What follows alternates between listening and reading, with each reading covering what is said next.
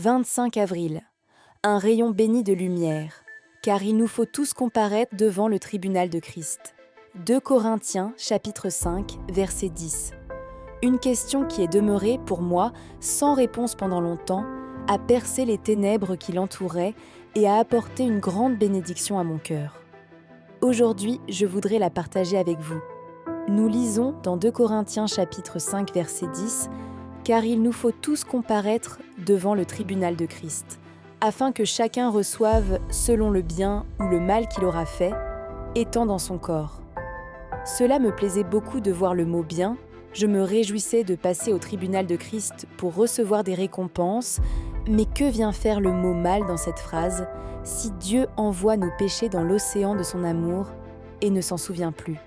Aujourd'hui, Dieu a illuminé mon cœur par son Saint-Esprit.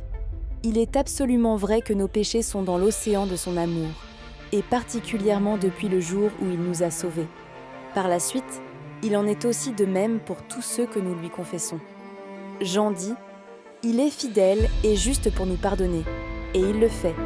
Cependant, voici le mal qui passera au tribunal de Christ.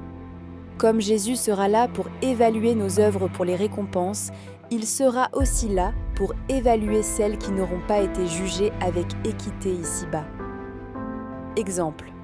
Un jour, 2 frères s'accusèrent l'un l'autre et ne purent en arriver à une entente. Un avait raison, l'autre aussi. L'un termine par dire « Notre réponse sera au tribunal de Christ. » Si 2 personnes vraiment sincères ne peuvent venir à une entente, seul le tribunal de Christ réglera la question. Ces personnes se sont donné la main pour continuer leur route chrétiennement. Vient aussi le cas où nous pensons une chose bien, et l'approuvons quand Jésus n'en juge pas ainsi.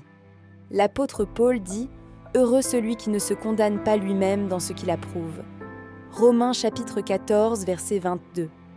Ce sont ces choses qui passeront au tribunal de Christ.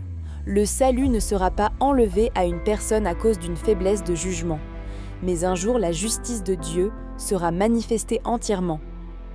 À suivre demain pour une deuxième partie.